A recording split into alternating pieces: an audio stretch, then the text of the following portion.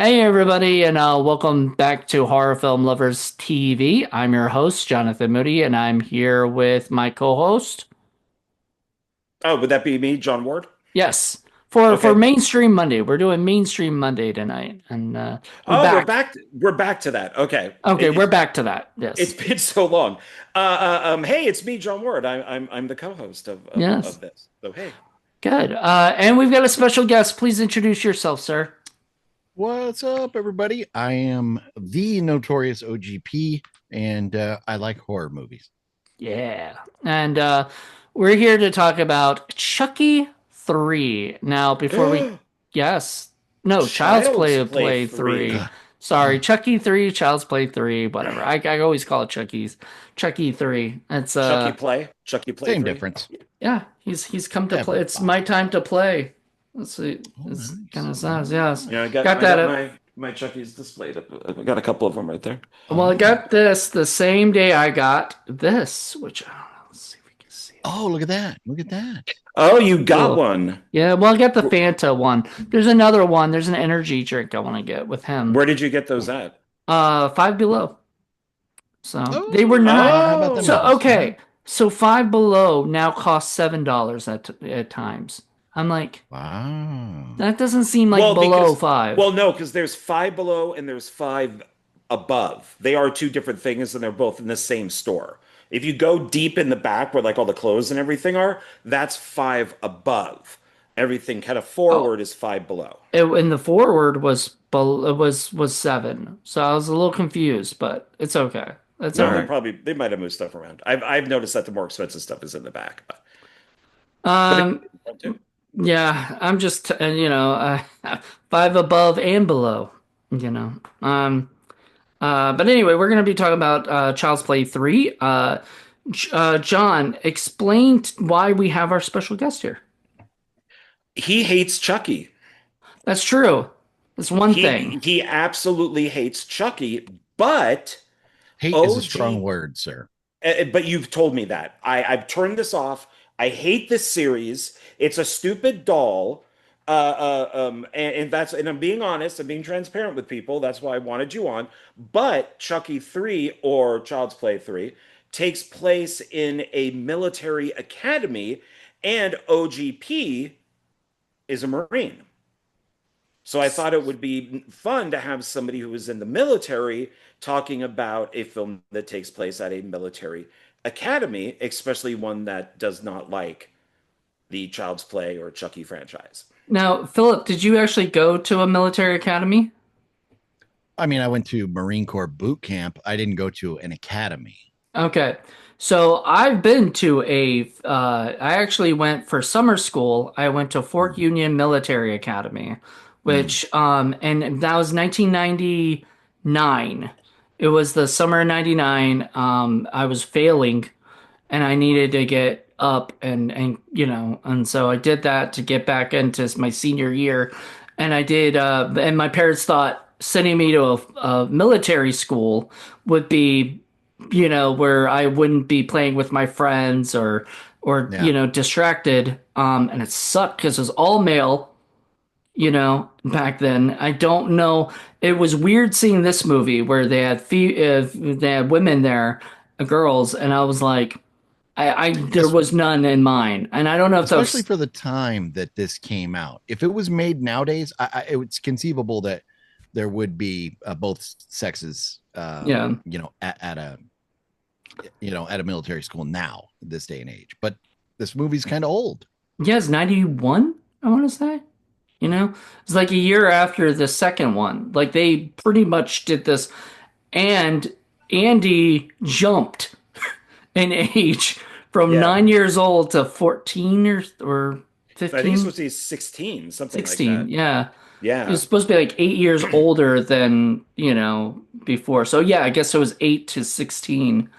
And that is crazy. I don't know why they did that. I know why they did that because he came up with the military academy angle and he's not going to go there at the age 9, like so I mean, he could because the little black kid. was pretty That's young. true. Yeah. So they Yeah. could have had the same actor play him, and they could say maybe he's like a year or two older. Probably nobody would know. So I think it would have been great, and I think Don Mancini dropped the ball on this one for the TV show, since he really meta with the show. They should have had the both kids in the show. So they That would have should been have great. yeah, so they should have had the kid from the first two and then the kid from the third one kind of meeting up and being, I'm Andy. No, I'm Andy. No, I'm Andy. Wait, are you Andy? Wait. And it's, and do that because the show is so weird as it is. They might Um, have been planning to or something at some point, but unfortunately, it only lasted, what, 3 seasons, I believe? it's 3 seasons, but he's making a movie. So that's going to happen probably within like the next year or so. I'm Cool. hoping it's in space. I'm really hoping they stick with Chucky in space. I think it would be great. I mean, why not? Freddy needs to go to space too. Like, have both of them in there. Yeah. But Mm, my problem with this, and I know that OGP will definitely agree with me on this. This is my problem with anything small. You could just kick it out of the way. right. I really need to. I mean, I now watch these because even with like the Puppet Master movies, it's like you have to paralyze the person to get to have Leech Woman crawl up on you and put a leech in your mouth, which I don't know how would kill you anyways, but you could just chew it and it would, just eat it like food. But I mean, all of these, you could just kick it out of the way. So why couldn't you just kick? Chucky runs at you with a knife, just kick him out of the way. So they always have to figure out some way of him getting to somebody. But I did notice in this one at the very beginning, where like the CEO of the toy company, why couldn't he get away? Chucky's strangling him, and he's just, uh, dude, just take your hands and grab him and throw him over. I mean, Yeah. he wasn't, he was just pushed on the ground. Unless you're going to say Woody slipped on the marbles, he became, paralyzed. But I don't know. He was That's not why paralyzed. He was up walking no. around. Yeah. So. So that's my problem with it. It's funny is Charles Band always does everything small, while Bird Eye Gordon does everything big. So it's funny to have those two things, but then you look at something like a doll, which is kind of in the middle a little bit, but you could still get rid of it. Maybe something small might hide around a corner and something big could just step on you. But a doll that's middle size, just kick it out of the way. Just move So it. I have I have some serious thoughts, and for this franchise, my biggest problem with it is Chucky. I think it's shot well. There's a lot of great things about it, but I'm just not a fan of Chucky. Part of the reason is the fact that it's a doll. And there are times where, yeah, you could just kick him away.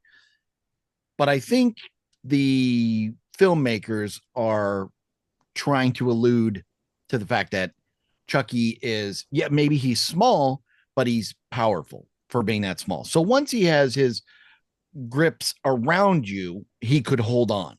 Um, but if he's running at you, like with a knife or something, yeah, why wouldn't you just kick him away?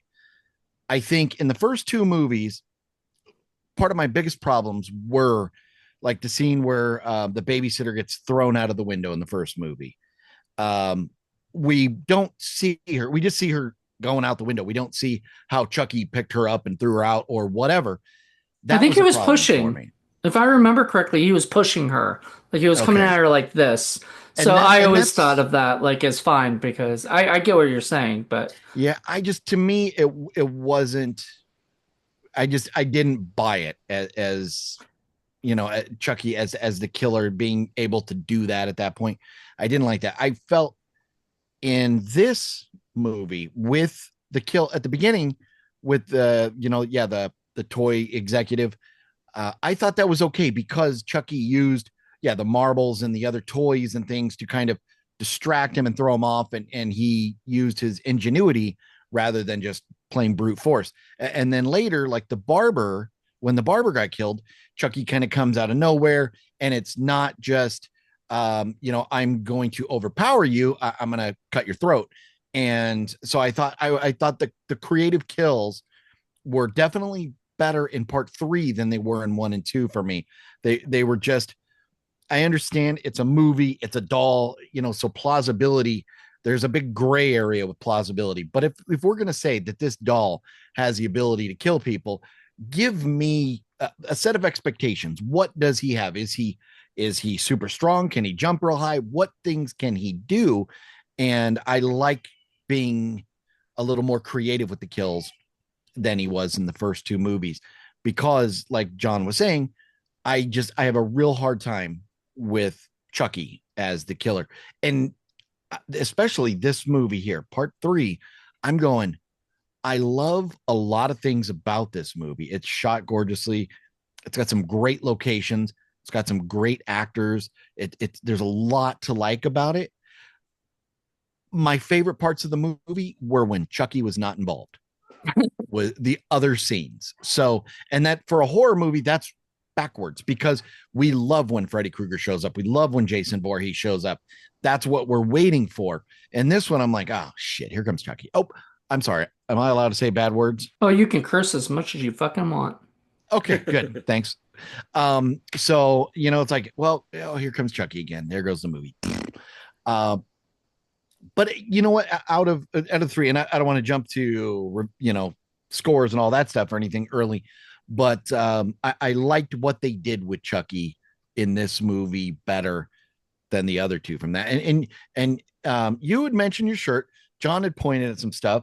So I only own two things related to Chucky at all, and I brought them. Nice. Should I show them now, or are you going to have like a Sure. different?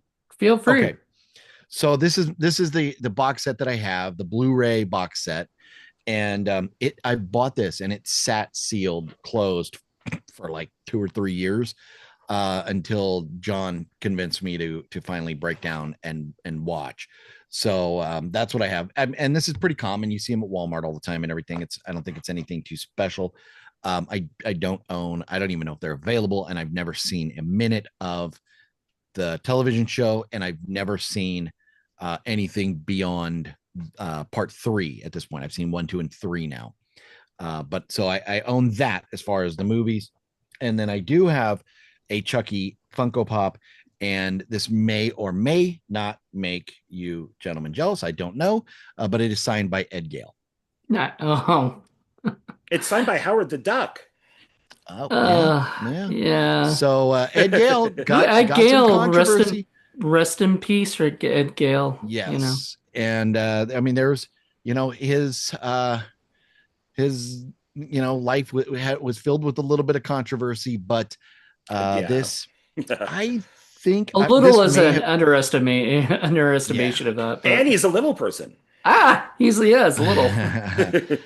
But this came, I believe, if I remember right, I have so many autographs, I don't remember all of them, but I do believe this came as part of a mystery box, and I pulled it out, and it was signed by Ed Gale. I have not ever paid for an Ed Gale autograph, Or you have not, you've not gone and met Ed Gale, but you got his autograph. Yeah. So I think I saw Ed Gale at conventions, but I just never went there and never visited with him or anything. But he was like this at the table, and you weren't sure if it was him. Oh, that's messed up. That's messed up. I was friends with him on Facebook, I think, for a while. Like, I think he was on Facebook. I was too. I sent him a friend request, and then he messaged me and went, "Why did you send me a friend request? Who are you?" And I just wrote, "I'm a fan." And then he took the he accepted the friend request. That's funny. But that's before the stuff was brought up. Other things were brought Oh, up. wow. So maybe he was doing something else he shouldn't have been doing, and he was just checking to see if you weren't the police. Coming after him.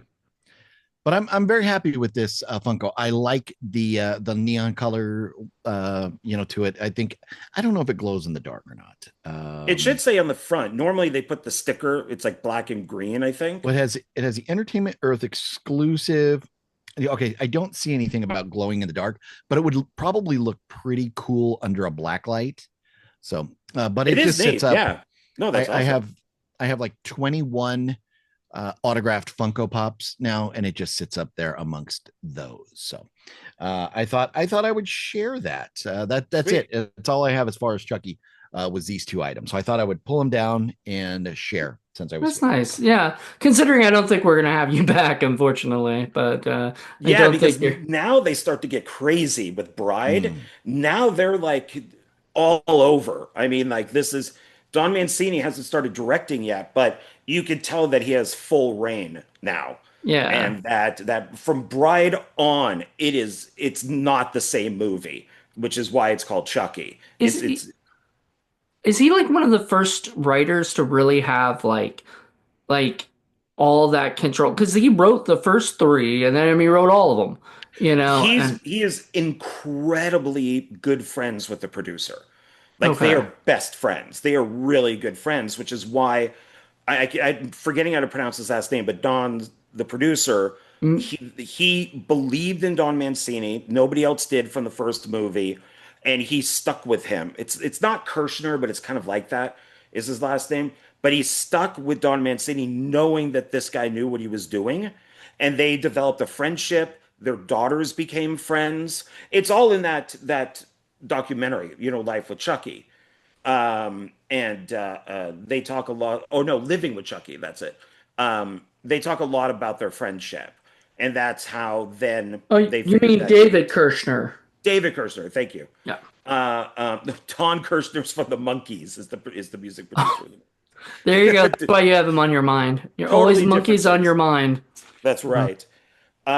But yeah, that's why I think he allows him to do what he wants because he also knows what he's doing. Since he's the writer on everything, and the TV show, he's sometimes the writer, he's sometimes the director, always the producer, he's the showrunner and all that. What I like with all of these is they explain how Chucky lives. He doesn't just pop up. They go into detail at the beginning of, okay, now he's torn apart by fans. How does he come back for Bride? They'll tell you at the very beginning. It's like what Hammer would do with with Dracula. Christopher Lee gets staked. He's now a big pile of dust. How do you bring him back in the next movie? Oh, well, you kill somebody, you hang him up over the coffin with the dust in it, you let the blood go in, and he forms back into Dracula again. And it's and the Universal monster stuff too. Frankenstein's monster goes into the quicksand. Okay, well, he's dead. No, he's not. There was a hole, and the quicksand went out, and there he is. So I like how this stuff is always worked out. And he was smart enough in this one because this is a brand new body for Chucky. That once again, the first person that he comes in contact with, he can go into that kid's body. So he doesn't need Andy anymore. He just wants to kill him. He now yeah. wants, which is why Chucky goes, "I'm going to be a bro." So it's Yeah. and so I like how they're all written. To me, there is no bad Chucky. There is none. It depends on how you think of things for the TV show. They do go a little DEI, they do go woke, they go. I mean, you just kind of have to agree with that if you want to watch the show. It is very politically correct, but I don't think the movies necessarily are. The shows are, but I just think that this is my favorite slasher series because it's there's never been a bad one. So The movies, though, they're, I think for the most part, they're all made before the current state of political affairs in the world, and so mhm. I don't think they would have had really any care of Oh no, they're politics definitely or worried about it. politically incorrect, most of the time. I mean, for even I kind of chuckled when he said I'm gonna be a bro, because I was like, you definitely couldn't say that now, No, it wouldn't like, fly. Yeah. yeah, I wouldn't fly in a studio. So it's funny that, and Chucky was always politically incorrect. He didn't give a fuck. He was Charles Lee Ray, he And as he should have been. I mean, this is a doll who wants to kill children. He should not care what who he offends or what he if he says something out of line or whatever. He is a stone cold killer why would a killer have any type of filter at all? And No, so that's where I think, you have to allow them to be politically incorrect. And the fans would love it, but I think you're right.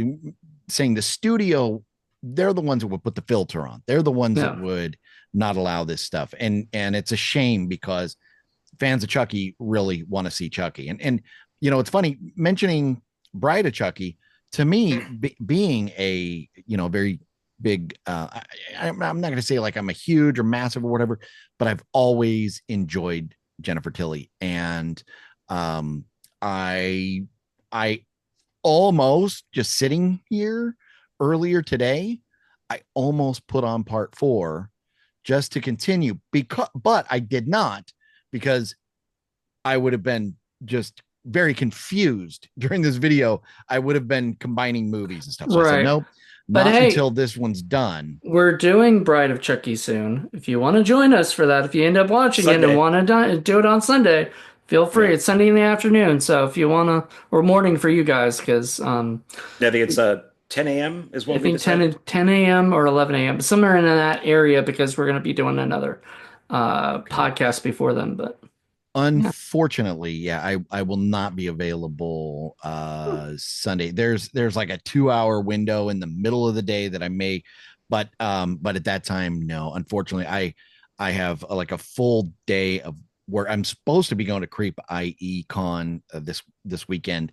I was supposed to go Sunday because that's when a lot of friends are going to be there, but I'm not able to make that work. So I have to go Saturday because I have a lot of things going on Sunday. So you know what? I would, if the scheduling worked, I would put it on and join you guys for that. But Yeah, it would be kind of interesting to hear what you would have to say now that these aren't normal Chucky movies anymore. Now we're getting more into the because Bride of Chucky is more universal monster. They kind it's of really play off of the lightning and the thunder mm, and that whole thing. it's And you also like Scream. It's like post Scream. So when Scream became very meta and everything, I think the studio decided, like, Universal decided, let's make Chucky even more meta than he mm, is. And I think like they really go into that more. It's more self-aware of what it is and everything, which is great to me, you yeah. know. Well, I can, if I get around to watching it, I will send my thoughts to you guys so you can at least chuckle, because if I start watching a movie and I don't like it, I am not the guy that's going to sit there and finish.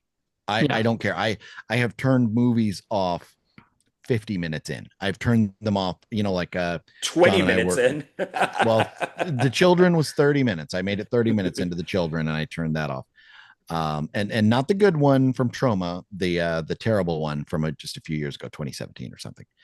Um, but yeah, I'll try to watch it and I'll let you guys know how I feel about it. Okay. We'll Okay, definitely love to yeah. hear your thoughts. So yeah, I guess get back to this one, to this Child's Play, 3. I mean, I really did dig the setting of the military academy. I only went to military academy for summer school, so I have no idea. They never made us do any of that stuff, any of but I know in real life, Fork Union would have made me do all this stuff like you have to go out there and do with stuff with the guns and All drill. and drill. Yeah, calling it military usually calls that drill. It's like drilling, not like drilling for oil, but marching is referred to as drill. Yeah. Marching and doing the things with your rifle, you know, right shoulder, arm, left shoulder, arm, all that stuff. So Reminded me of a Full Metal Jacket though. Did you guys get that when he was like, "This is my rifle, this is my gun." Oh, yeah. Uh, yeah, that's exactly what they said in Full Metal Jacket. well, Exactly.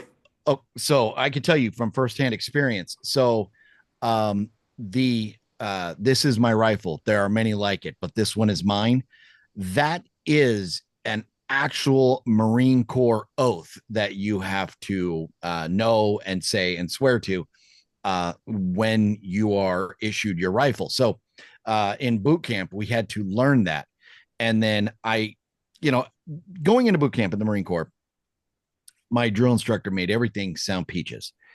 And then I went in and I was like, holy shit, what, what did I sign up for? Uh, and what you see in Full Metal Jacket is almost as bad as it is. It is pretty intense. It's 13 weeks of absolute hell. And so the, the this is my rifle. There's many like it, that is it's accurate, and certain movies will play more on it. Full Metal Jacket had it nailed, that the scene, Private Pile in the bathroom, that was all amazing.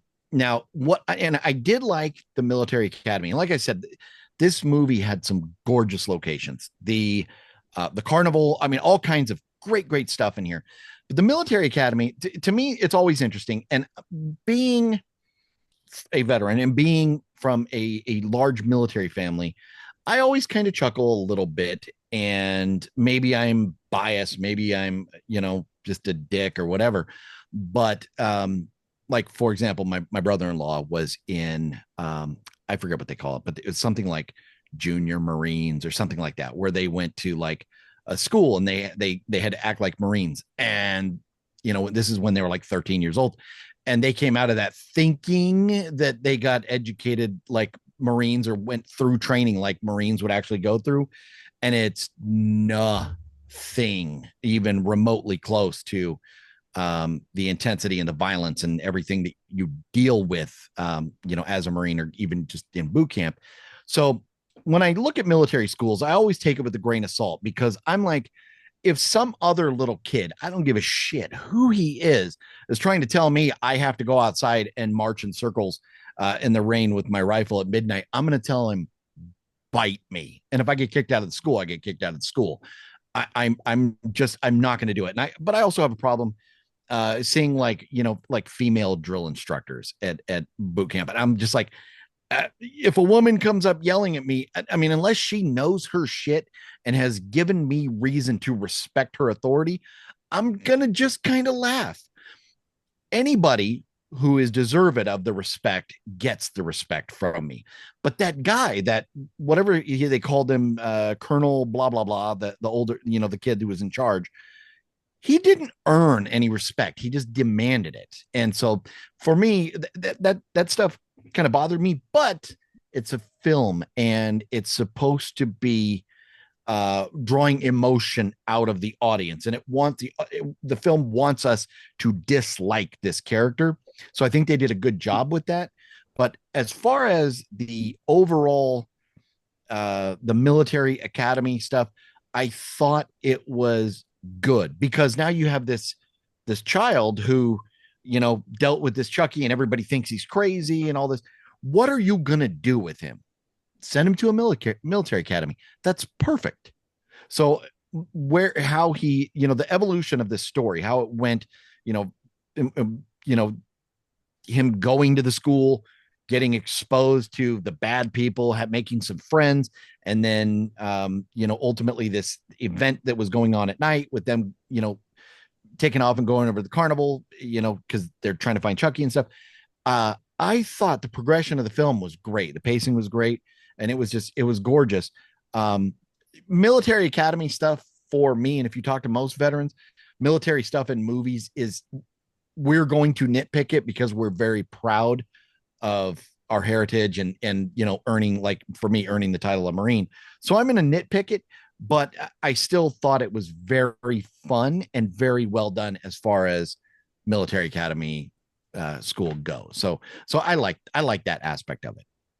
Well, and I'll say, going off of something that you had mentioned with the leader, the main kid, um, nobody did Shelton. respect him. Shelton, yeah, Shelton. Nobody did respect him.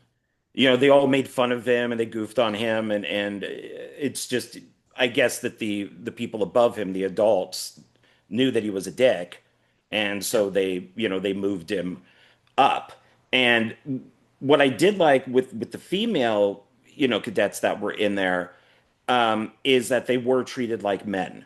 They even point out, so maybe this was new. Maybe this is when it kind of just started with letting women in, because he's just like, ladies, you're not getting special privileges. And I have seen stuff where men will do the push-ups like a regular push-up, but then the women will be on their knees and they'll be Sir. doing the push-up from their knees. So And but in this one didn't do that.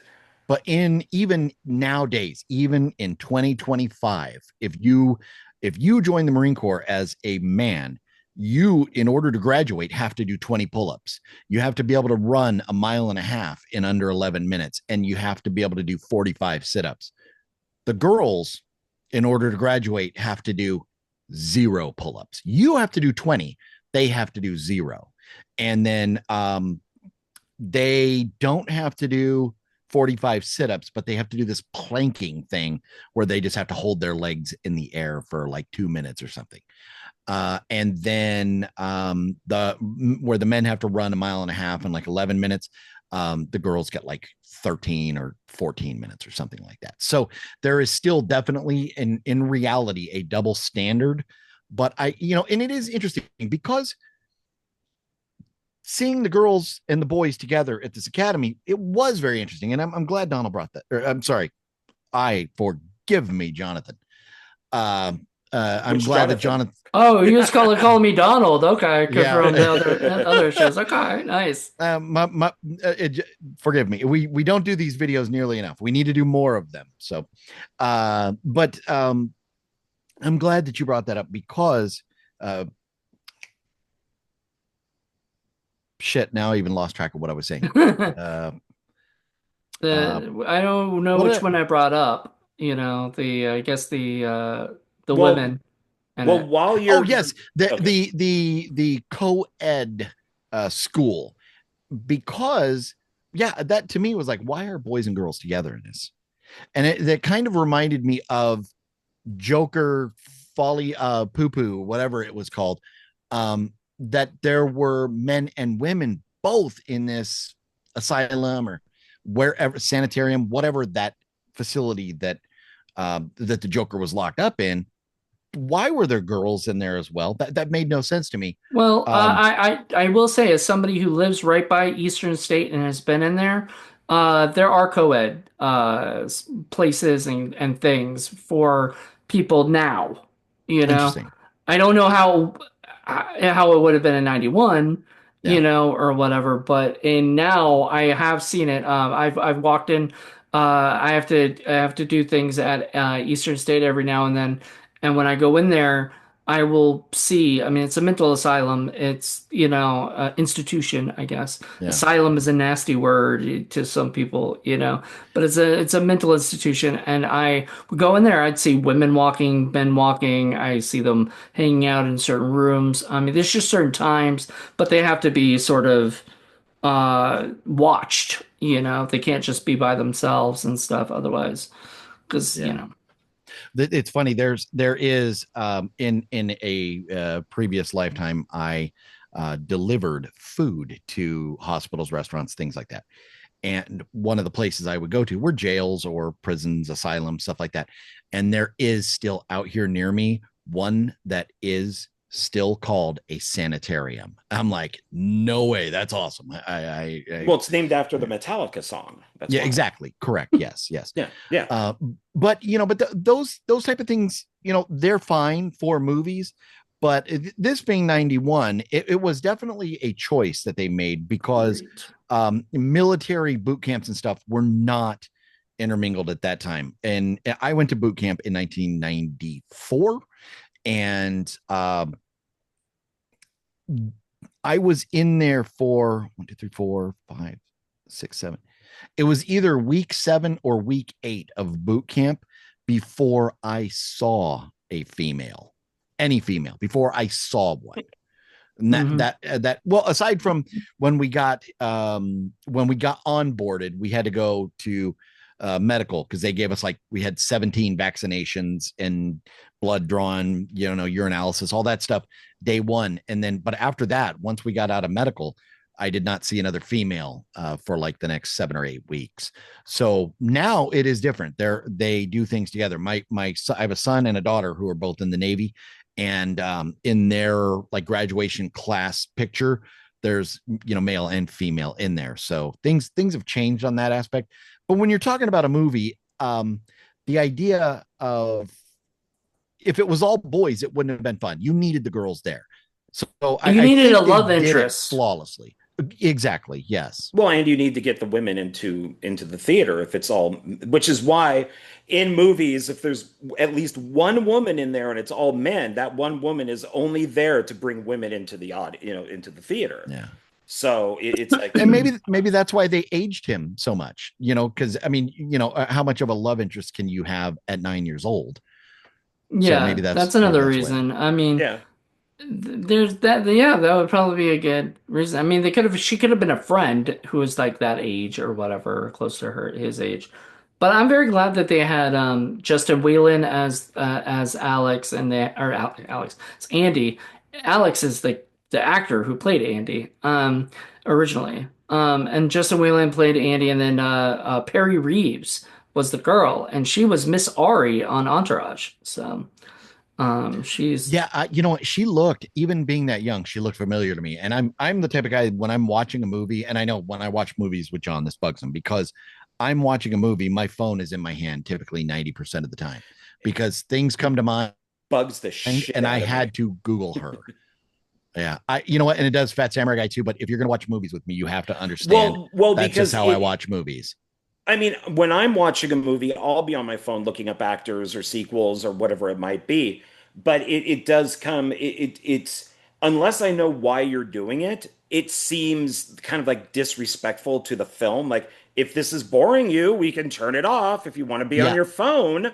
And oh, no, no, no, I'm just here, let me just finish up this text. And it's like, then we're finished, then we're done with the movie. We're done.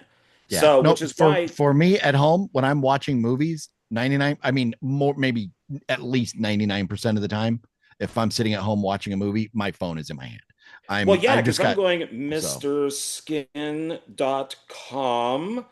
hmm. Let's see about this actress. what is Mr. Skin? Of You course. never seen Mr. Skin? I have no idea what Mr. Skin is. Oh my Are you God. serious? How do Yeah, you not know what Mr. Skin is? I don't know what Mr. Skin is. Uh, is it something I should not Google? No, you should It's Google just a because website of naked actresses. yeah, Oh, it's a free website of naked actresses, porn before porn. okay. Really like before porn was on the internet, Mr. Skin Oh, was. you got to be 18 years old or yeah, okay. Yeah, I don't need It's my children coming in and popping on my computer and I mean, finding out it's that I was not on Mr. porn, but Skin. it's just like if you want to know if an actress has been naked in a movie, that's Mr. Yeah. Skin would have it. So which is Well, why I'm right as the very website began to load here, I saw boobs and so I exited out. so okay. So Okay. I think they've mentioned it in part two that Andy's mom is insane. Do you guys Yeah. like that? That she's nuts? I mean, I guess they just don't want her coming back. Well, no, because there's something with Catherine Hicks. She wasn't able to come back in the second one, and so. I guess now, because the way I saw it, they never say anything, never explain anything. This is something that also bugs me, is the fact that there's no backstory of how he got there, and there's no backstory of how or any explanation of how Chucky even knew where he was or found out where he Yeah. was. Now, when they do that, it can't really bother people because then you can make up any of your own reasons, or whatever. But Well, And you know what? he Jaws found people in the Bahamas. So that's if true. Jaws can do that, Chucky can One find, woman, he found, well, two people. He found yeah. that's So, crazy. Well, yeah, because Jaws was psychic. It had a psychic link. But mm, Chucky does look it up. In the second film, when he kills the cop, he does go to the computer inside the car and looks up Andy, Right, and but he it didn't boom, do it that in pops. this. No, So but no, in Chucky he did. He looked up when he killed the CEO.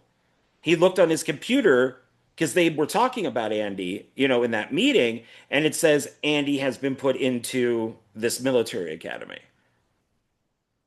okay, but That's how he knew, is that he looked it up. For the 8 years, I guess, in between parts one and two, I'm going story wise, I guess Chucky was just a big blob sitting in the factory. So he okay. was well, never until they attacked melted or him down. anything. So Yeah, and that's when he became a new Chucky, yeah. so big question. What happened to the CEO guy? And how did Chucky get them to send him to Andy's thing? See, this is what sort of bugged me in the beginning is I was like, wait a minute, he got sent as a package from the toy company. Like, I mean, Oh, see, because I know this is part three and it's really Bride, but there are people helping him. It's like you have, okay, Jennifer Tilly's not in it until the next one, but she's the one who does all of that. So you but just, I guess you have to take that somebody's either wrapping him up or he wraps himself up and goes it's a to the little post too office. it's a little too silly to me, because my thought was that the toy company was sending it, or whatever. Like he had written a note from the CEO, but then I'm like, how the CEO's dead. They would have seen the CEO, How right? did he get in the box and get packaged? Yeah, well, I mean, and who? Yeah. Yeah, I mean, it's a little confusing because they don't explain any of it. They just think that you as a audience are just gonna go along with that, which you should, but it just is a little Yeah, it's kind of like in Predator, even though Schwarzenegger is completely covered in mud, how would you cover his other arm? And the right, joke is he has three arms. So there's no way Hmm. he would fully be covered in mud unless he has a third arm. So right, it's you just kind of have to take it, but you do see Jennifer Tilly in the other movies taking him to the post office in a right. box. Yeah. So I'm with Jonathan on this one though. I think to me flaws like that bug me. It's a plot hole, it's a flaw. But for me, watching a doll killer, I excuse a lot of things that I would typically not be a fan of. You suspend your So disbelief. yes, so that's what you just go like, you know what? Turning my brain off, and I'm not worrying about if things make sense or not because it's a doll killer.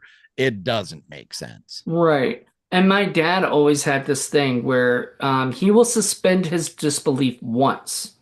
Right? Hmm. Once. If you make him suspend your disbelief the whole movie, like, or even two or three times, he's out. He just, I'm Yeah, like, I can't take this anymore. It just yeah. doesn't make any sense to me. And I mean, I would love to see the pitch movie guy do this stuff because I would love to hear him go. So Chucky just wrapped himself up and sent himself to the post office. He's like, no, no, we're just gonna, no, Well, don't see, and worry about that's where I that. think at a certain point in this story, you go like, okay, do we explore how Chucky facilitated this, being shipped? Um, or is that not as interesting part of the story as everything else that we already have?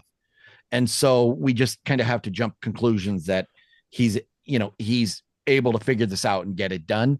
Because I mean, we could explore that, but the movie, how long, do you really want it to explain all these things? And that's why I think you come to a certain point with a film like this where you just go like, you know what? It's a killer doll. Sometimes shit just happens. We just get there. I think that it is Jennifer Tilly because now Right. that I'm thinking about it, is in the TV show, we see both of them in their like 20s. They're played by different actors. But she's been with him since like the 80s or something like that. She's been with him for a long time as he went off on these killing sprees. So if he got into the doll, she could be there and put him into the box. I think there's two ways of writing. I think the whole thing of go take this doll to Andy is more of a oh fuck.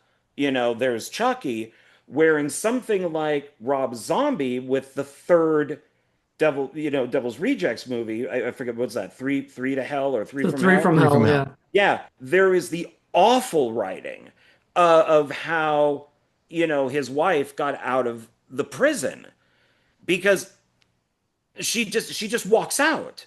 She puts on the uniform. She's in bare feet. She's known worldwide as this mass murderer, but yet she could just walk right through the hallways in the suit, barefoot, outside, and get into the car and leave. Rob Zombie didn't show what happened in the prison because he had no idea how to write it. He had no idea. Well, how do I get her? Oh, we're just going to say she's out. So she hits the guard, takes the uniform, cut to outside. She's walking out. There's I think no he could. So in that movie, and especially that is one of the reasons people hate that movie. And so if he would have taken the time, to explain it, and then at what point are we going like, okay, runtime is now an issue? We're explaining all these different things. because it's bad writing on his part. But I think with Chucky, because Don Mancini is a good writer, I think it's more of let's give the shock. I don't have to explain how he gets into the box. That's it's just going to But be come on, the we but knew the there guy was is going to no turn. hiding the fact that we knew that was No, but Chucky in it's that it's more box. of an oh fuck type of thing because when he goes oh to the little guy, hey take this box to Andy, then the audience is going oh shit, that's Chucky in that box. We know Right. it, and they're not Once, thinking but how once did he we get saw himself the into the shape of the box? box, we knew that was Chucky. Exactly, but that's the But point. but that's sad That's because the first thought in my head was how the fuck did he get there from the toy company? Like that's well, the first thought I Correct. had. okay. Then Yes. then how did he get out of the box at the CEO's place? So the box is put up on the chair, right? It's like perfectly straight Well, the on lid's on the popped couch. open. He No, yeah, he yeah, clumb yeah. out. No, no, there's So the lid was up a little right, bit, so you could so tell. he crawled up and over and onto the floor without the guy seeing him or hearing him, and the box was perfectly straight the entire time. Oh, I bought But that. I that's bought that. plausible. That is Yeah. plausible. That's I You think now. cannot wrap yourself in your own box. You can't wrap yourself No, inside and but put a I'm label on sorry. it. If you're trying to get out of a box, it's the same thing. It's just you're not just gonna walk. You how is he gonna crawl? Especially when and in the remake of Child's Play, the kids when they try to hold him down, they mention how strong he is because it took Yeah. three of them to hold him down. And so if he's that strong in these, and he could still make his way up the box without destroying it, get down onto the floor without the guy hearing him, and crawl on the floor, I can believe then that he taped himself up in a box. Yeah. I Yeah, mean, I disagree. I disagree. I think it was a little bit different, but it's okay. We can, Yeah. agree to disagree. By the way, guys, do you know who was offered to direct this movie? Mm-mm. Quentin Tarantino. No, close though. Peter Jackson. Oh, okay. Wow. I Wow. guess it was after like what bad the first movie you did. Bad taste. Bad Taste. Because I think what Meet the Feebles was about this time too, right? Like it was 92, I think. So Somewhere around there, yeah. yeah, so he was offered this role to direct. What do you guys think? Do you think this would have been a completely different movie? Oh God, I have a roach in this fucking house. Uh-oh. Yeah, I'm not. I'm Smash it. gonna have to. Oh, it just heard me and it ran away, and now it's hidden. Fuck. It sucks. And We giving babies, like a That is thousand babies. nightmare fuel right there. Yeah. That is Yeah, I nightmare saw it fuel. earlier, and then I tried to get it. I might have looked like I was like doing something really weird, but now I don't know. Like I want it to fucking die. I was in a hotel room once and there was a roach and I wanted to burn that building to the ground. I So hate them. I I hate I them feel to. I feel your pain. I just don't want them crawling on me while I'm in freaking sleep. Yeah. But Yeah, they Well, crawl into it's your just ears. it's ugh. that time of year where it's humid. There, especially if there's been any rain or whatever, which like out here we've gotten, quite a bit, earlier We in the just year. had So rain, there yeah. are insects. There's insects everywhere. So there's nothing you can do about it sometimes. And Yeah, yeah, it we sucks. just had the people come here, Maybe spray that's to why you spray see it everything. because it's trying to get away I don't from the know. spray. Yeah.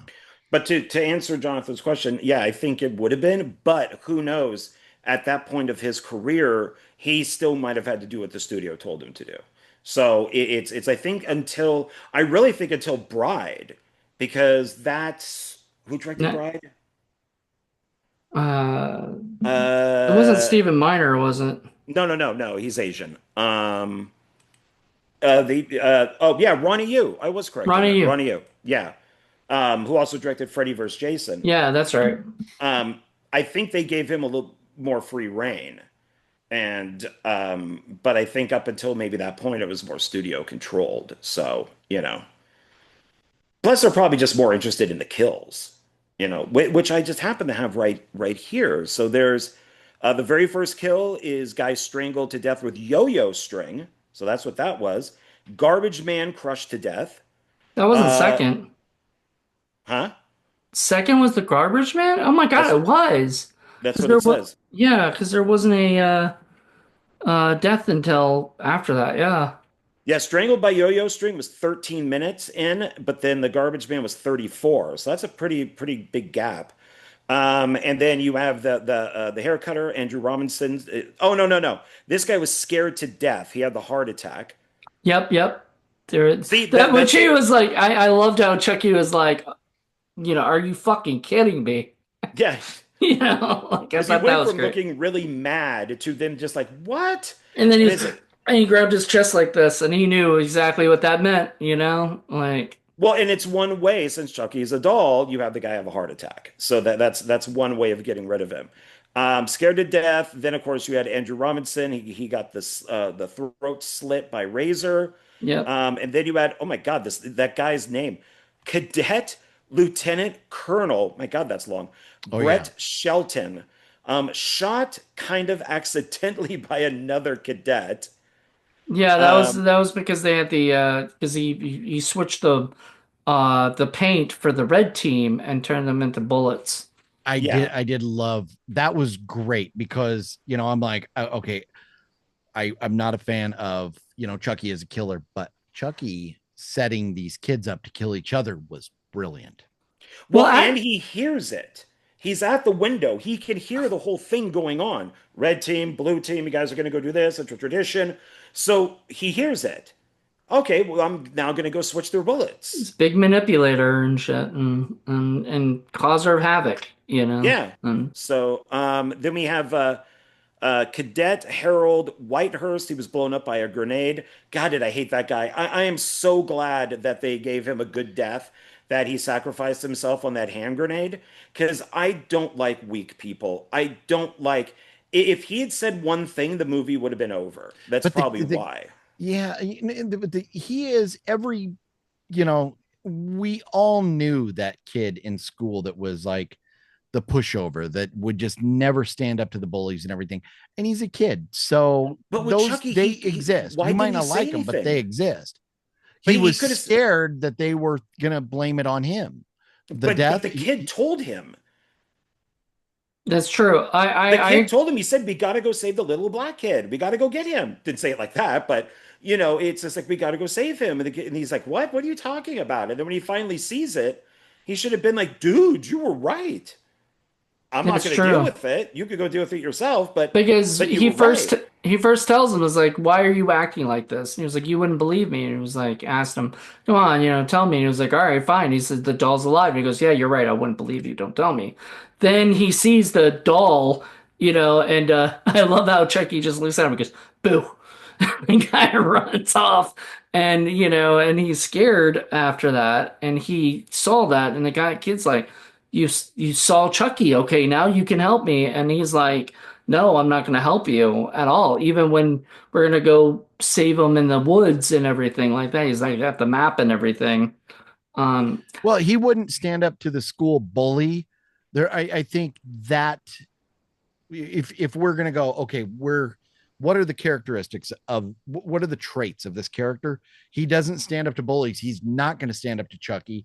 He's going to be afraid people are going to blame him for the barber's death or whatever. So to me it's on point that he didn't say anything, that he was a pushover. And then he had his heroic moment there at the end where he jumped on the grenade, because that was doing a thing that wasn't standing up to anybody.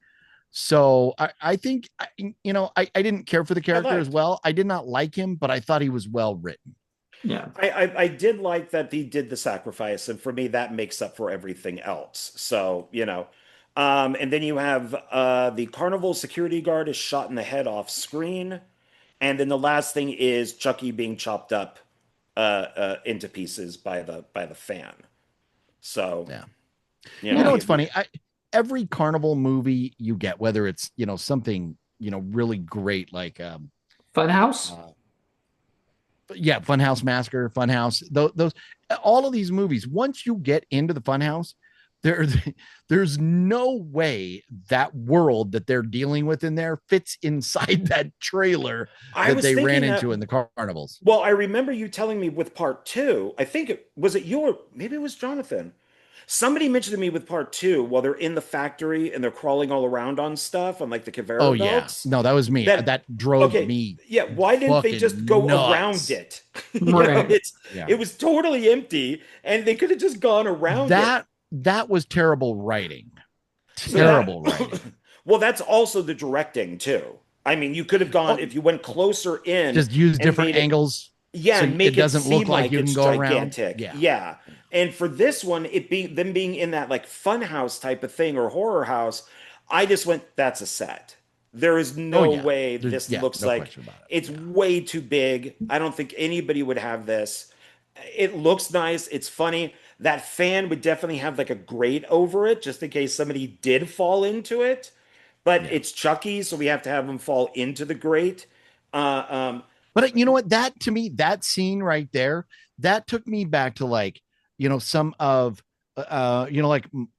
like Batman, like Michael Keaton's Batman. There were these things that were just over the top, but they were really cool looking, and it was shot, beautifully, And so, as much as realistically the size of all that stuff did not work in there, it looked great, and I thought the scene was very well done. oh yeah, I enjoyed it too. So, should we get to box office? Yeah, sure. Okay. So, Philip wasn't here for the other one, so let's do. Okay, so just to go back to recap, Child's Play, the original Child's Play, its budget was between 9 to 13 million, but it made 44.2 million. That's a Okay. nice little profit. Then Child's Play 2, which was a couple years later, its budget was 13 million and it made 35.8 million. A nice little profit. Chucky 3, which was, yeah, I think Jonathan said what? Like a year later, Yeah, because Child's Play was 88, 2 was 90, and then 3 was 91. which kind of annoyed me though, because they said this is the Chucky of the 90s. And I was like, wait, wasn't Child's Play 2 the Chucky of the 90s? Like, I mean, technically, like, I don't know. It kind of annoyed me on that. But anyway, keep going. So then part 3, its budget was 13 million and it made 20.5. So it actually lost money. Steadily down. Each movie Well, it went did steadily lose Yeah. down. some money. It didn't gain as much as before, but it still made a It's profit. not Yeah. really because you have to go twice your No, budget. no, no. That was back. That's now. But back then, No, they no, didn't have to do now that. it's I don't three think. times your budget. I don't. Because, yeah, it's 3 times your budget. Movies are now, because they're bombing so badly, like all the Marvel stuff and Superman bombs so bad, they're now saying movies only have to make 500 million. They're not expecting movies to make $1 million anymore.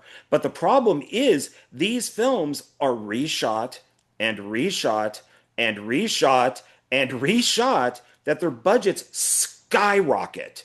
And so they need now to make like $2 billion to really make a health, a good, profit. But Right. that's why James Gunn said Superman isn't going to go to streaming for like a couple years. Nope, nope. 4 months later, it's on streaming because it didn't make the money that they were hoping it made. 4 months. It just came out in July. That's 2 months ago. Oh, then 2 months. Yeah, because I'm just gonna say, like, I think yeah, it's coming out on HBO Max like soon, right, or whatever. Well, you could pay for it right now. It's like $24 if you want to get it, but it's already out there. So it's movies now have to make. That's why stuff like But Avatar has but no problem making but two here's the billion thing. This is dollars. so the reason big budget movies need to make double their bonus or double their budget is because of the vast amount of advertising and promotion they do for it. At least the million is marketing. So, but all that money that they need to make, it's for reasons that one, some of that did not exist back in 1991. But also this when you have a movie that's made, that's made for $13 million, they're not going to go spend another 13 million on marketing. So they're not going to double the budget on marketing on a movie that has, that's that cheap, because they just don't have the money to begin with.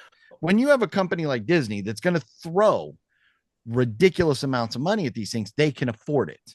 So I would say yes and no to that because back then the internet really wasn't a thing. It was, but it the internet didn't wasn't. exist yet. I mean, I think, well, I mean, I remember going on 91, it the, was like mid 90s, I mean, or maybe 92 or something at least. But yeah, I mean, but it I wasn't remember it. you could go on it and watch Two Girls in One Cup, but it's That was a lot later. That was more like 98, 99. That was, yeah. He I just, knows. He knows. yeah, you know, hey, you didn't know No, who Mr. Skin is, Fluffy and I used but to sit at his house back in like 99 watching stuff. Remember the website Banged Up and then rotten.com, where you would actually see people, like, real video people like really getting killed or I would things never watch that. nasty. I was never So like, you know, I am a sick and twisted individual. it's Couldn't like get the enough of it. Faces of Death movies, or whatever. I Except have those were no which. fake. But Even those if were that all was fake though. fake, This is, yeah, I yeah, don't even want to pretend yeah. like that. But anyway, I think I'm kind of agreeing with OGP with this, where I think honestly, uh, back then I don't think they needed to double their budget it's in always order. been W budget. I It's always been W budget. I don't know. I mean, maybe, Yeah. but I'd have to ask Yeah, some. because even stuff, well, if we just go off of today, China, when you release a movie in China, they take like 90%. Hollywood gets nothing back from that. So it's just, it's very, they take a huge amount of profit. And then, of course, the theater takes some of it too. So you have to, when you look at how many times Captain America Brave New World was reshot, it was reshot 3 times. What we're seeing today is a completely different movie than what it was. So you have the original budget, then you're adding more to the budget, then you're adding more to the budget, and then it bombed in the theater.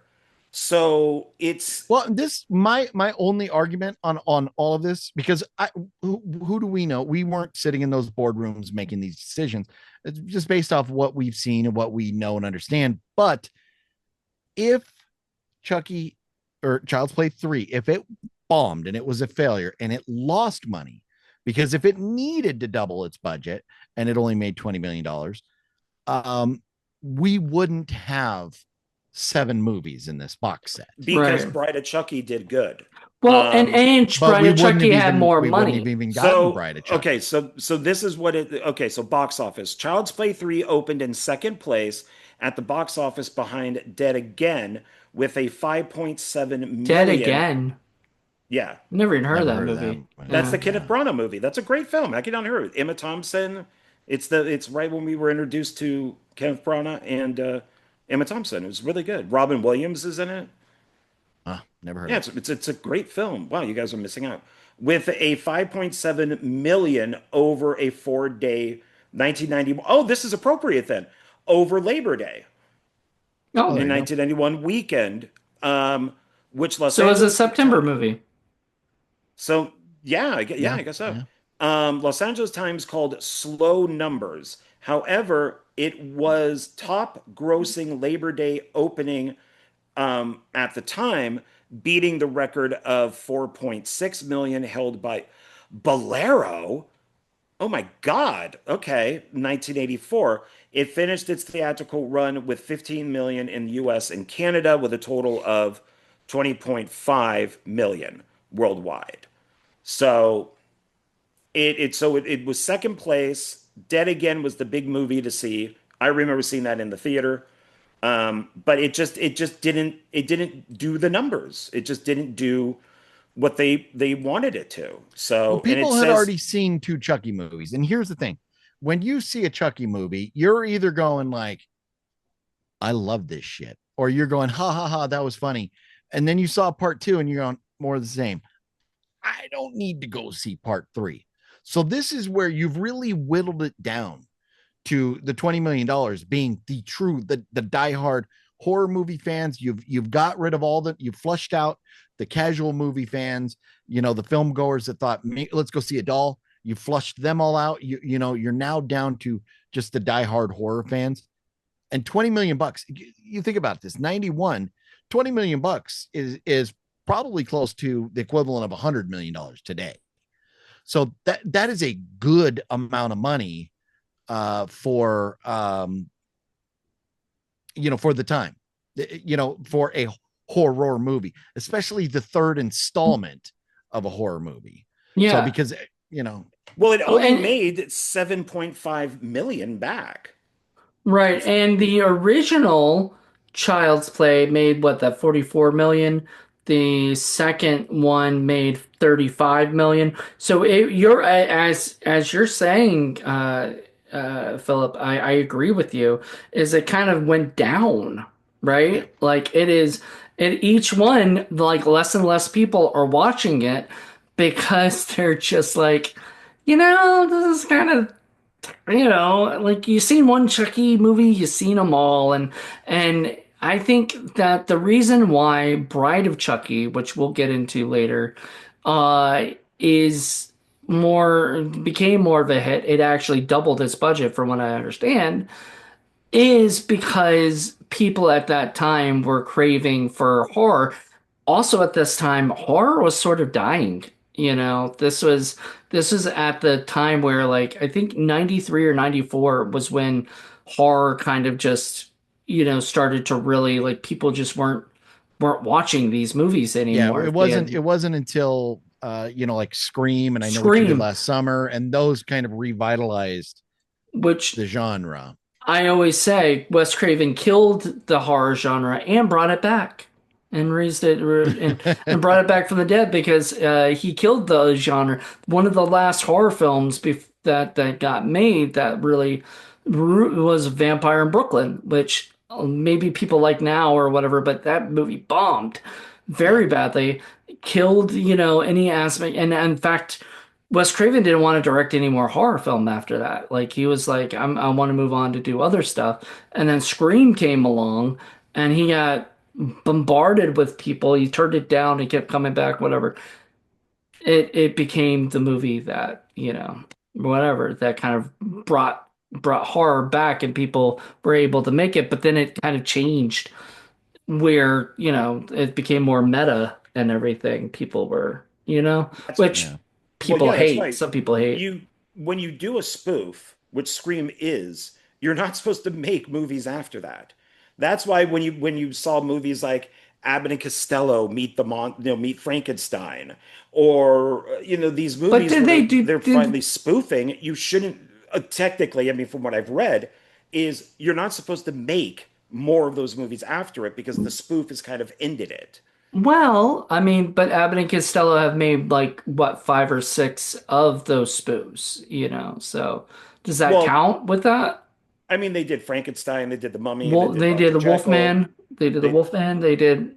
Well, no, Wolfman is in Frankenstein. Oh, that's true. Okay, but they did the Mummy, Well, yeah, they, you're getting your sixth installment of Scary Movie coming up soon. So, and our whether seventh Scream. yeah, So whether you're supposed to do them or not, people like them. So, Yeah. you know, Well, it's changed. It's just like you're like Airplane. You make a spoof about airplane disaster movies. You really it's shouldn't a be making spoof of one after Air, it. It Airport or Airport 77, one of those. yeah, Well, of that entire franchise, because there's like four or five of those movies, and that's what they. But it's also on other stuff too. But it's technically Blazing Saddles. You really shouldn't be making westerns after Blazing Saddles because it's a spoof. So it's but people do. They still do it. It's just a lot of people think Scream is a slasher film. It's really a comedy. It's a spoof on slasher movies. my dad actually liked it because it made him laugh. He doesn't like movies horror films that are too serious. He gets, what I mean, not his See, cup of I'm tea. I'm I'm the psychopath that I laugh at all horror movies, and if I don't laugh at a horror movie, usually I don't like it. But Right. that's, I mean, like you name a very violent, gory, serious horror movie, I probably laughed. I Cannibal laughed my Holocaust. ass off. Oh, that's hysterical. I mean, it's so goofy, you got to laugh. But like The Shining, I giggle my ass off all the way through The Shining. It is the funniest movie ever.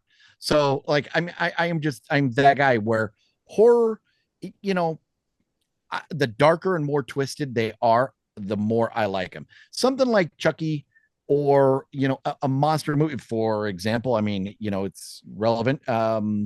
Toxic Avenger. Those are movies intentionally made to be laughed at.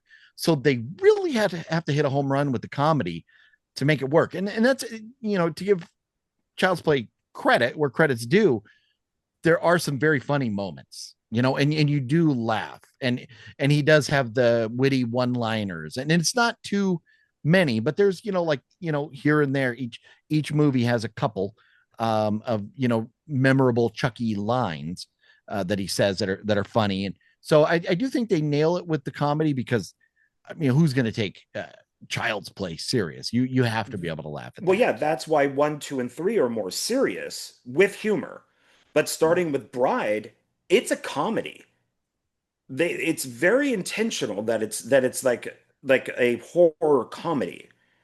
And The first three are horror with some comedy, but Bride that's why when they did Curse of Chucky, that they said, "Oh no, we're going to go back to like what the first one is like," because that's a straightforward horror movie. yeah, which kind of I don't like tonal shifts because like so the first three were horror films with some comedy. Even Nightmare on Elm Street had that. They had a little bit of comedy, but really it was a horror film. The first Yeah. three of them, and then four. Interestingly enough, four it became a comedy. So I don't know. Maybe they're taking it out of the Nightmare on Elm Street playbook or something. But yeah. So there you go. So they did that with the first three. Then Bride and Seed are goofy and silly and kind of more meta, fun, whatever, more like Scream, I guess, and scary movie-ish. And then, what is it? And then when they do Curse and Cult, they go back to that. And then, from what I've understood in the Chucky TV series, it goes back to basically being comedy. It's So, part two. Part two is Don Mancini did a survey. He said, "What is your favorite Chucky movie?" And the line went to part two. Everything was part two. Huh. So he based the entire show off of part two. Everything is canon, but he based it off of how part two was written, how it was made, the sense of humor of part two. So it follows that. But the TV series, I mean, Jennifer Tilly's playing like five different roles. I mean, they're all over the place. I mean, she's playing Jennifer Tilly, she's playing Tiffany, she's then playing in Fiona Dorff. Her character's in there. I mean, it's like all the characters play multiple people because it Fiona gets Dorff, crazy. who Fiona Dorff, who I'm going to see 2 days from now. I wish to oh. marry her. I've said this before. I wish to marry I her. saw her. She's I did not get her autograph or picture because I didn't have enough money. And I wanted to get all the bigger people. Like I got Catherine Hicks and a couple other people. And I knew that Fiona would still be around, but you know, Brad Dorf's a little older. I want to get him before I wanted to get his Yeah, picture. yeah, And Catherine Hicks, I didn't know when she'd come back. Like that was Texas Frightmare. I was like, I'm getting her as soon as possible because I don't. Like if anybody, I don't know when I'll ever see her again at a yeah, convention, you yeah. know. But I do want to mention, like, talking about shifts in style of the films. uh it does really bug me when you have established traits, character traits, or personalities of characters, and even more specifically films, what we come to expect in a film. It really bugs me when they change, and a good example of that is Nobody and Nobody 2, where Nobody, it's just he is John Wick. He is battling. He's a killer. He's got to get these people that have hurt his family. And then in part two, it's just this goofy, cheesy comedy where there's some fights in it. And so they really changed the vibe and the feel of that franchise. And I don't like that at all. Mm, But when you have a movie like Chucky where it's adult, maybe you can deviate a little bit. But I don't know. If I do watch part four, we'll see if it changes I might watch it substantially. tonight. Now I'm kind of in the mood to watch Mm. it. Oh man, was yeah. it I Bird gotta go Bird? see The Conjuring here Yes, in you gotta go do that in a sec. So we gotta wrap this up. But Birdemic 2, total shift and everything. Bothered the fuck out of me. I think it was like the director knew that the first one wasn't good, so he's trying to make it more comedic and stuff, and he's not a comedy writer, you know. and but just quickly to go back to when these came out. So you have this came out in 91. Well, we didn't get Bride of Chucky until 98. And Right. it is very interesting because now, did you compare it to Scream? Because we have Scream in 96. I Know What You Did Last Summer in 97, Bride of Chucky in 98. It's like they went, you know what? We can take Chucky and we can kind of use some of this late 90s formula and put that in there, and maybe it'll make it a success. And obviously, I think Bride of Chucky probably saved the franchise from just being done. If it was Right. bad, that was probably going to be it. I agree. And what I think happened, and I thought about it too, is that and so what I think, this isn't fact or anything, this is just my opinion. But I think what happened was the movie didn't do so well for Child's Play 3, so they took a break on it, and then Universal saw that Miramax was doing really good with their movies, and I Know What You Did Last Summer, and The Faculty, and all these movies were getting made, and they jumped on the bandwagon to get a franchise off the ground, and 98 was a great year because we got Scream 2, we got The Faculty, we got Right. Bride of Chucky. I mean, 98 was a crazy year for Yeah. horror films. Yeah. And Yeah. even you look at the poster for Bride of Chucky with their two faces with the black background, it's like Scream, but Mhm. with two faces instead of one. So, I mean, they obviously understood the Yeah, assignment. absolutely. Well, I think this is about time to wrap things up because I know we had you have to get ready to go see the new Before too Conjuring long, movie. yeah, I'll probably leave here in about 20-25 minutes. Yeah. But was there anything, John, that you wanted to make sure you shared about this movie or No, no. I mean, I like it.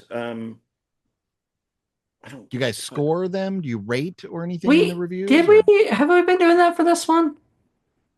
I don't remember. I don't remember either. Let's do it anyway. Let's do it for fun and then maybe we can look back and maybe choose whatever. Out of, I guess, five, we usually do 5 stars, right? that's what Yeah, I do one to too, yeah. five. Yeah. 1 to 5. Um, we'll go with you, Philip, since you brought it up. What would you rate this? So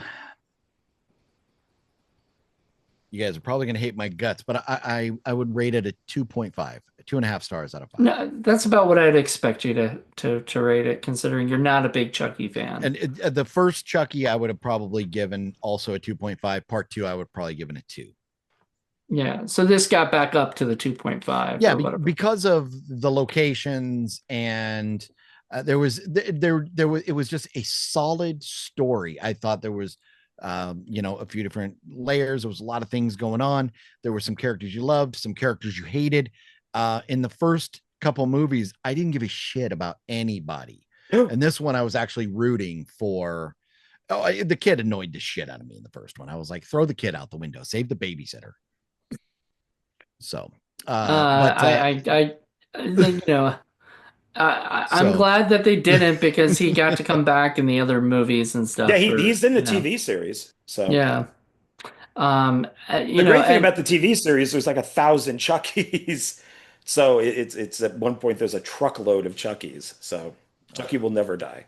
and I did like in this one too. I thought bringing him back. They're reopening the factory. They're dusting off the cobwebs, melting everything down, and then when they do, they whatever squish him or whatever happens where his blood drips into the new vat of plastic and rubber, whatever it may be. And that's how he comes to be. I did like that. I thought which that is was which is Hammer Dracula. That's what you do. You drip the blood, and then the full figure comes back. Even though it's just the Or blood. or if you're Freddy, you get resurrected by dog urine, dog pissing, and then Yeah. Well, that that I works mean too. That yeah, uh, yeah, apparently that works that. too. But see, that was the thing. That was the comedy aspect of everything. They knew exactly what they were doing, you know? And I remember reading Leonard Maltin's book, and everything. And I read Nightmare on Elm Street 4, and he was like, Freddy is brought back by steaming dog urine, or whatever. And then he was like, and gave it a bomb. That was his like only response to the No, movie. part four is the best one. Oh, No, I love the movie. I know I it's think part I four don't is great. I think Leonard Maltin was a big nerd. All these He's guys are. They're just pissed off that they weren't filmmakers. That's all. So that Roger Ebert was the closest to actually being a fucking filmmaker. He actually wrote a screenplay. It wasn't good. I'd love to see him rate his own movie. I would have loved to have seen him. What he would have said about his own movie that he wrote. he makes oh fun yeah. of it beyond the Valley of the Dolls. He does Yeah, make. Well, he did. I guess he can't anymore. But he did used to make fun of it. But yeah, it's not a good movie. No, yeah. it's like But softcore porn. I mean, it's not easy to make a good movie and to make a good one, like a really, one that's gonna win you lots and lots of. So when they make a movie like Child's Play 3, they're not expecting to make a good movie. They're just expecting to make a fun movie, and that's it. Exactly. And that's And all you want out of it as an audience. You're right. yeah, that's all you want. And that's all I expect out of these movies. I don't expect these are the first times I'm watching most of these, because I watched number one and number two, and I seen three like years ago. I just don't really remember. Didn't remember much of, but I used to watch on a USA when they used to do all the Chucky movies. And then I watched four recently, Bride of Chucky, last year with me and Madeline Deering, who rest in peace, Madeline. But then I have not seen Seed. Never seen Seed. It's interesting. I know a lot about it, but just never saw it. And then I saw Curse and Colt. So, and then I haven't watched the whole thing. So I'm very happy to be doing this because then I can watch them and I can say. But I'm a Chucky fan. Like I love it. Wearing this, I got a shirt that says "Free Hugs from Chucky." I got a hug by the singer Lolo because she was like, "I'll take one." I was like, "Hey, it That's worked." funny. You know? Oh, Um, I think I saw you had posted some pictures yeah, of that, right? I remember seeing those. Yeah. yeah, because I think we're following each other on Instagram. So, if I'm correct, right? I believe so. Yeah, yeah, no, I definitely follow you because I see stuff. But like a lot of people send me friend requests on Facebook. I've whittled my Facebook down. The only reason I have a Facebook at all is to keep in touch with like my grandmother who's on there, who's 90 years old. So I it's only for family. I just cannot stand Facebook. So, people send me friend requests and everything. I refer them to Instagram, or you can follow my OGP Facebook page. And so that's why I'm sure that it's Instagram It's where Instagram, yeah. Because I saw that. I was like, oh shoot, we're following each other on there. I didn't even didn't even realize it or something. So I thought that was pretty cool. And I'm happy that you're here. Like we've had you. Did we have you on before? I swear we've had you on once. we did something in February. That was the last message. I went to look back because I It was was like I was Saul. It was one of the Saul movies. I do remember that because, oh, that's right. Yes. No, We haven't I talked think you've been on twice because didn't we also do with Jonathan the movies that are coming up, and that took like but no, no, three but that was hours? yeah, but like, that but was that on was my on channel your though. or his channel, Yeah. yeah. Oh, that was on your channel. Yeah, Okay. that wasn't Yeah. on Horror Film Lovers, but that was on But his yeah, channel. I do believe it was That took Saul. us like Yeah. 3 or 4 hours to do, and it Yeah, was that was a long one. And I think, yeah, so the end of this year into next year, I think I'm just gonna do like movies coming out in the first 6 months, or like blockbuster movies. We're not gonna go into everything. Or maybe I'm just gonna stick to horror, but something has to change to make it so we can get through it in a couple hours instead of Well, like what however long it was. I also realized, I remember when we were doing that, we were looking up at movies and some of them had changed, I guess. Like they were going to be released like it's like Saul, I think we talked about Saul 11, right? Or whatever. Well, And Saw now X, yeah. X1, XI or whatever. Well, but so XI never happened. It got pushed Right. back and it's now But it canceled. was like listed on that list Oh, gotcha. because, Okay, you know, yes. When we did that, yeah, it was supposed to be it out was in supposed to be September, out and then it and got changed. It got switched around. it And it is completely shelved now. Yeah, and I had to do well, I didn't have to, but I did a fun little video that gets released tomorrow. So for people who are listening today, it should already be out. But I did a little oh no, wait, I already did it. No, it's out. It was out on Wednesday. So I did a little video where I talk about the horror movies that are still coming out. And there's just only Okay, a few left, which is there's surprising because it's about to be October. So I thought there'd be like a lot more horror films, but not this year. well, Hopefully we've next got year. Conjuring, Insidious, and Silent Night, Deadly Night for sure. Well, we also got the Um, wall. I didn't see Silent Night, Deadly Night on any of my list, but I'm sure that's that's supposed to there. be December. We also got the walk or whatever Oh the The yeah, Stephen Long King Walk, movie, but the Long Walk. that's I mean technically it's science it fiction, but yeah. yeah. I mean, well, they're calling it, they're billing it on the trailers as a horror movie, but it's yeah, it is more like sci-fi action, Because it's kind of dystopian. It's like a dystopian yeah, future, but it is horror at the same time. Because there's also the yeah, Running Man is too. I'm not sure when that one comes out, but that's based on yeah. another Stephen King slash Richard Bachman book. Nice. Well, And I'm just I don't know that movie. It doesn't excite me. But I don't know. the I'll give rest it of a the shot. movies, yeah, I'm sure I'll watch it at some point. But if you're gonna make a movie out of an hour and a half of walking, there's got to be more to it, and maybe seeing it is gonna you know Hmm. change my opinion. But it's kind of like Toxic Avenger. I did Well, not want to go see Toxic Avenger, and I fell in love with it. It's my favorite trauma movie now. I mean, I would have said the same thing about Adam Green's movie Frozen. Like people being up on a what is it, a snow whatever lift, snow lift for like an hour and a half. Is that going to really be that fun? And they Oh did a great job with that movie, I thought. Like I was invested, the whole time. I want to know what was going to happen next, or yeah, whatever. And well, no, so it and just yeah, depends on how they do it. I mean, really, you're going to get more walking and talking, you know? So maybe a certain director we know could have done this well, you know? Uh, say no well, more, say no more. I was well, joking. All we are is dust in the wind. Yes, exactly. But anyway, that was just a joke. I'm kidding because So no, he every wouldn't. time I what do you try to guys get rate? out of it, they bring me back in. Uh, Yep. I gave it a 2.5. Where are you guys at with? Oh yeah, that's right. We didn't give our ones. I would give it a 3.5.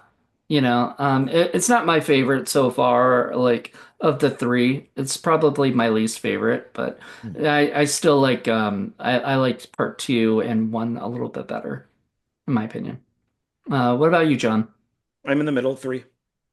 Three? Okay. Wow, I liked it more than you did. Interesting. I Yeah, think because I I think, well, no, I would say 3.5. Yeah, so we tied on 3.5. that. Because I So think one is probably a three, two is a four, and then this is like a 3.5. One is probably Wow. my least favorite. I tend not to like the first ones as much as the other ones. It's like Friday the 13th. I don't care See, about the first I movie. am Not Jason. completely backwards. Normally, I love the first of every franchise, but with this one, Except for with Chucky. aside from Chucky, part three is out of the three. Three is the best. One is the second best, and two for me is least. Two, I um know a lot of people rave about two, but I didn't give it. They like, yeah, well, how about a Halloween? Halloween number one was like the best one, I think, in my opinion, and 1978, you yeah. know. Oh yeah, no. To me, you could have just made that a standalone movie, and the rest of the franchise can fuck off. John Carpenter Uh, wanted that, yeah, he I didn't want to know. do Yeah. sequels. He thought that was stupid. Well, and that's you look at the rest of his career. he doesn't do sequels, you know? So, but Or it at made too least much money. They well. pushed him into it. Well, no, no, Escape from LA, you know. Well, yeah, okay. I mean, That's what I'm saying. At yeah. least he doesn't do it You well. know what? I Yeah. had mentally blocked Escape from LA out of my head. That is, oh my God, what an abomination. I just recently watched that too. It just, so because I was trying to watch all the John Carpenter movies, and oh my goodness, it is amazing how well done Escape from New York is, and then LA. But you know, it's perfect because I hate movies shot in LA. You know, there. So I yeah, think maybe that was a fuck you to LA. I don't know, but yeah. you know, I don't know. It was it's funny to hear about John Carpenter just being, you know, he's just a guy now who just plays video games and smokes pot nowadays. He doesn't even do, you know, he does the music stuff from, you know, occasionally, but really, he's like retired. He like that. I think that was at his time where he was just like, dude, I've done enough. You know, I don't need I to do think anymore. so. I had heard, I don't remember where, if it was, you know, at one of the conventions where we saw him or something. But you know, somewhere I remember hearing that, you know, he does want to direct, but he's not being offered, you know, enough money to make a good enough movie that he wants to make. He doesn't want to go make some bullshit. And so I think that's kind of what's put him there. But you know what though? He is showing up. He was at San Diego Comic-Con. He's been um I mean, he's all these different conventions he's been showing up to. And you know, so he's making a lot of money doing that. And then yeah, doing his shows with his music, which John and I went to a few years ago, and that was phenomenal. I very fond memories of that concert. He was great. He was the first person I saw at a horror convention. Oh I wow. I always told this story, but I like Texas Frightmare, 2010. I walk in, and I've never been to a horror convention before, right? And so this is like brand new state. I've never been to this state. I've never been to, you know, done any of that stuff. Walk right in, and the first person I see is John Carpenter talking, you know, on a podcast with somebody, like, or whatever, radio. Person was Nice. interviewing them in the lobby of the hotel. And then I see Bill Moseley and Sid Haig chatting with each other. So they walk right by Nice. me. And then I see Kane Hodder walking to the elevator staring at me like, who the fuck are you? See, And I'm like, I felt like I was in Jurassic Park, you know? that is why horror conventions are the best conventions out there, because like I go to San Diego Comic-Con. You're never going to run into Tom Cruise walking around on the floor. You're never going to run into, you know, name your celebrity that's there. They're not going to be out on the floor.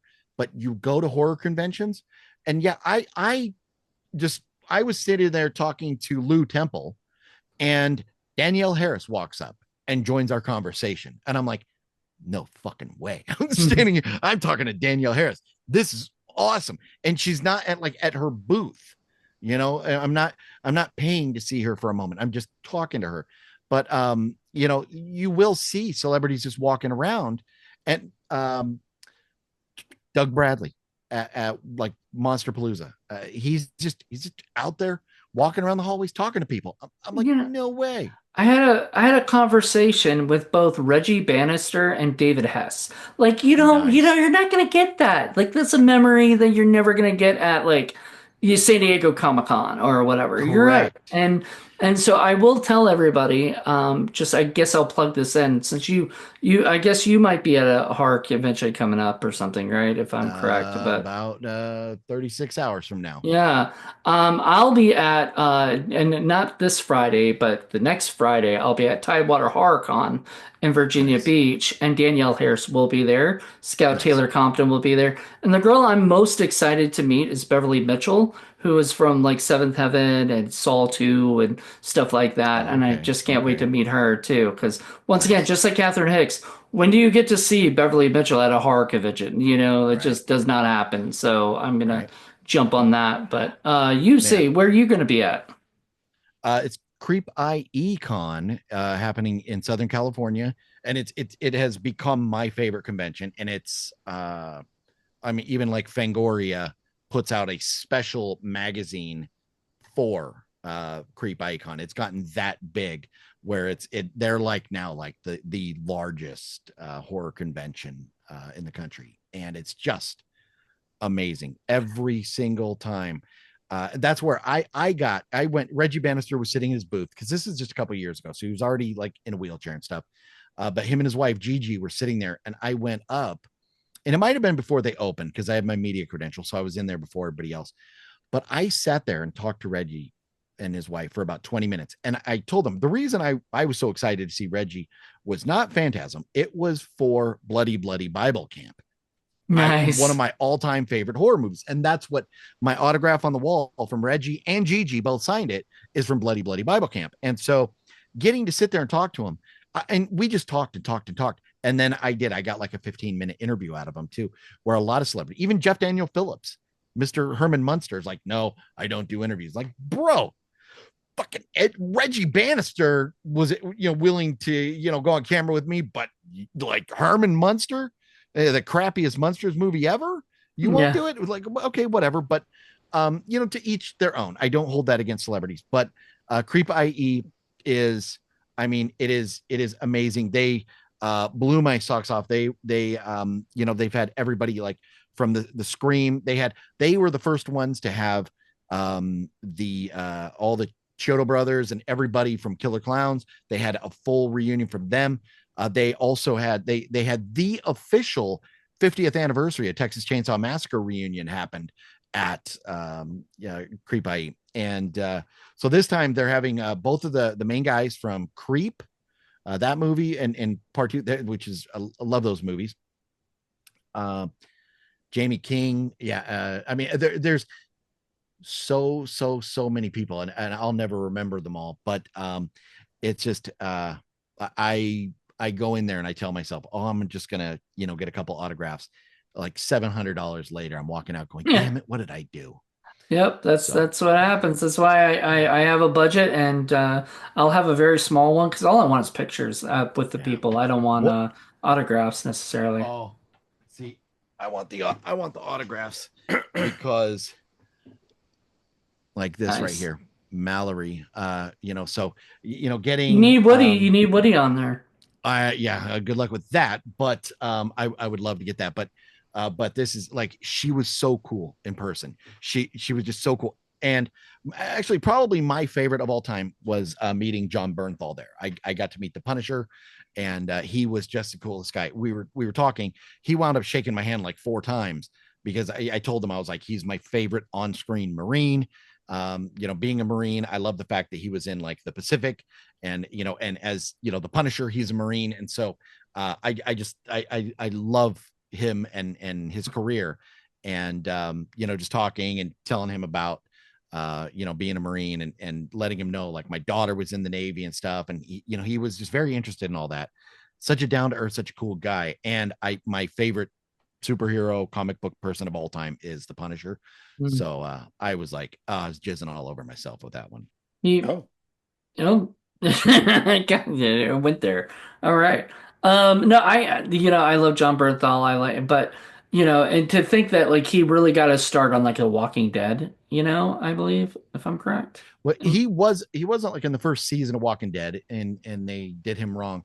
But I don't remember where he got his start. But if you look at his IMDb page, he has been in a million different things now. But they keep doing him wrong. They everywhere he goes, they kill him off, or well, for Walking like Dead, at first they were following the comic books. So, but they did quote you could go and Shane somebody. That's what it was called because he would yeah. shoot people like he would shoot like a fat guy while they're running away from zombies, and then the zombies would eat the fat guy and he would escape. So it was called being shamed, and so Oh, that okay. was like a thing for about 5 minutes, and then but yeah, he eventually is killed. It's the first season, so. Yeah, it's the first season. I remember that because I remember like he sort of blew up after that. Really, like all of a Yeah. sudden he became, bigger. He's That is he, really where he blew up. Look, going back and looking at his, I mean, he was in the Pacific, and he got killed off in the Pacific. Um, but yeah, really, Walking Dead is what, because before that he's been acting since 2002. But before that, it's all like one episode here, one episode there of all these different shows and well, stuff. it's funny because I met Norman Reedus at the 2011, was it Texas Frightmare? Then Nice. when we got Blood on the Beach in Virginia Beach, no, wait, no, but even before then, I was at Monster Mania in Maryland, like the next year, no, it was one of the years, and he like all of a sudden he was at like he was untouchable. You couldn't walk up to him. If you tried walking Yeah. up to him, people were like surrounding him, telling him, you to back away, or whatever. And before he was sitting around talking to me. So like pre Walking Dead, he was just the Boondock Saints guy, which we Yeah. all know John loves the Boondock Saints. Oh yeah. Yeah. Well, you want to know who the biggest douchebag that I've ever seen at a convention is I'm not going to name his name, but I will just tell you, Mr. Lando Calrissian. What a tool. Mm. Sitting, he wore his hat down low like this. He wore a face mask, and it was like you were not allowed to take a picture of him, even from a distance, not with him or anything, of him. Couldn't take a picture of him. It's like, wow, dude, wow. Why even show up at the convention? Well, I mean, anyway, I still love going to conventions. They don't, Yeah. it doesn't give me the same feeling that I got the first. I even told Sid Haig when I interviewed him years ago or fortunately before he passed. I interviewed him and I said, I saw you and I saw Bill Moseley walk by me and I saw Kane Hunter and I said all that stuff. And it felt like being in Jurassic Park. And he looked at me and or not looked at me because it was the radio, but he was like, he said, do well, you know what the difference is between Jurassic Park and being at a horror con? We're not allowed to eat you. It's in our contract. That's funny. That is funny. Yeah, I always liked his sense of humor. I met Sid Haig about less than 6 months before he passed away, at a toy store out there in Vegas, and I have a video interview with him, that I was able to shoot right there. Didn't charge me anything. Him and Bill Moseley. I sat and talked to Bill Moseley for a while. Bill Moseley said he's like, he's like, yeah, he said he would do my movie. I just got I just got to get the budget. The budget like fell apart, during COVID, because all this, was before COVID. But man, it is horror movie stars 9 times out of 10, aside from Linda Blair, are a lot more approachable. You can go up and Well, talk to them. it's funny because you know what? I read on Twitter or something. Was it Twitter or was it Facebook? But it was Bill Moseley actually said, "Do you know what the worst words to hear nowadays are? Would you like to be on a podcast?" He does not like being asked that Yeah. anymore. Well, And and that's so I never will ask him, yeah. I asked And him once and and he never responded. at Days of the Dead, when you see him at a convention and you go up with the camera, he will talk to you on camera for a while. But I think that's a lot different than being on a podcast. It's Right. one thing, you're in that setting, you're in that environment, that's what you're doing, you're being paid to be there. And that's even like talking to Jamie Kennedy. Jamie Kennedy's like, you want to come see me at a convention or whatever, we'll talk, that's cool and everything. You ask me to be on your podcast, you better be ready to pay me. Fair enough, because what is time? Time is money. Yeah. So I understand that. A lot of actors could not command that, but somebody like Jamie Kennedy with his resume, he can. Yeah. I mean, there's some actors I wouldn't mind paying as long as it wasn't like a huge amount, Yeah. I did try to get Gary Busey to call up a friend of mine and say hello to her because she wasn't able to make a Oh convention and God. it was her. But fortunately, his manager said he's hard of hearing, so he might not be able to fully be able to do that and everything with this loud crowd. So just have him sign something, and Yeah. everything.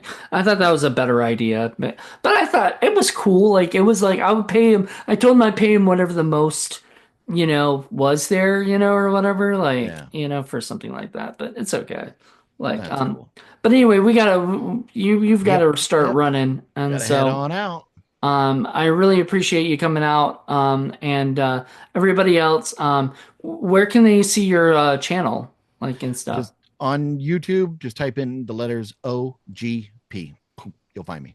All right, awesome. We'll As put the link simple as down that. there too. So if anybody needs to find you there, they will be able to locate you. So thank you so much. Oh no, Well, it's been a pleasure. I had a blast hanging out. Talking movies with you guys. It's always I love always. talking movies, Yay, and thank so you. yeah. Yes. Yes, if you want to see me talk movies, you see John and I talk movies. Horror Movie Monday every Monday at 7 p.m. I've been doing the show for years and years and years. 23 weeks ago, John joined me. So Nice. it's the two of And he us. hasn't left yet. No, I haven't run him off. I haven't pissed him off yet. I try though. I try every week. I give it my best. I'm like, That's let's true. see. That's true. Yeah. I'm It just so high or drunk when I go on. It just doesn't it just doesn't bother phases. him. No. Yeah, it's like whatever. It's okay. I'm high. It's all right. I just did a big pile of cocaine, so I'm okay. I'm Nice. yeah. He'll survive. Out of your jar, did you have a jar of cocaine? Sitting right there, actually. Okay, very nice. Yeah. Very nice. The cats can Oh, get to it. that's what I was wondering. I was more worried about the cats than I was you. Oh, they like Cocaine it too. They cats. they run over all around the Oh my place. I god. mean, That's true. Cocaine I do cats. see. There's your next movie, John. cocaine cats. There already was one though. Close enough one, but it was a Oh, cocaine was there? cougar. Oh, okay. Yeah, but house cats, oh man, that's a different. Uh, It's a whole Anyways, Cocaine different breed. house yep. cats. We not to get on a new tangent here as we as I have to head out the door. Stay on target. All Stay on right. target. Everybody, hope you guys enjoyed this, and we'll be back in a couple weeks with the newest episode, which will be Bride of Chucky. So we're excited about that, and Bride of maybe Child's Play. looking talk OGP into giving us like a video version of his thoughts or something. Oh, Oh, I could definitely do that if you want that 100%. I can do that for you. awesome! That'd be great. All right, everybody, hope you guys enjoyed this, and we'll talk to you soon. Bye, Bye, See ya. everybody. everybody. Bye. Peace. Peace out. Peace.